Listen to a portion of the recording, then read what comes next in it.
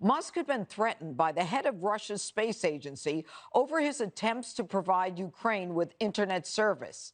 And the Washington Post is continuing their crusade against Musk's purchase of Twitter.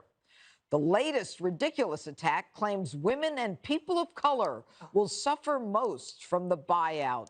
You know, Jesse, he says that he will quintuple the revenue. Is that possible? I wouldn't know.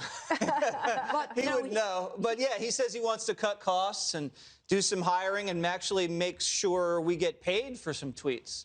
And so I'm excited about that. Charging for you too. With inflation, we could get paid for these tweets. We could make some of our money back. And getting rid of the bots is a good thing too. The type of person that claims that they're about to die, it's 4 types of people. 1. Let me write this down. A Smollett. Remember him? He's getting hauled off. Oh, I'm not suicidal. You know, those are the drama queens, right?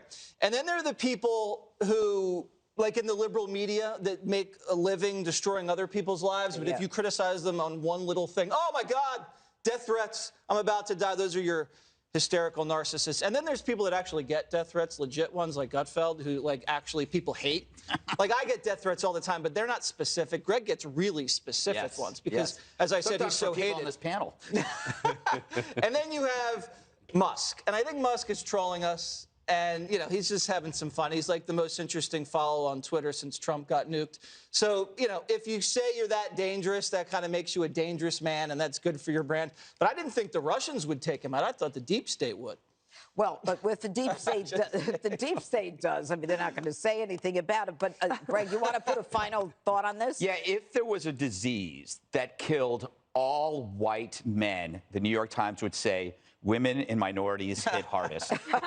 So, but the point about the bedfellows in this, if you're not on the side of Musk, you end up being on the side of this Russian space agency who is against free speech, is for the suppression of thought. So, like, you should probably consider that. But the best part about this story is him telling his staff, plan on working harder, because that means you're fired. He's gonna get rid of, I think, 1,000 people. And if you average, like, it's 200 grand, you know, it's a lot of money. Yeah. And then if you start charging, he's gonna start making some serious money, but he's gonna get rid of people, and he'll probably get rid of the marketing department because he's like Trump. He's his own marketer.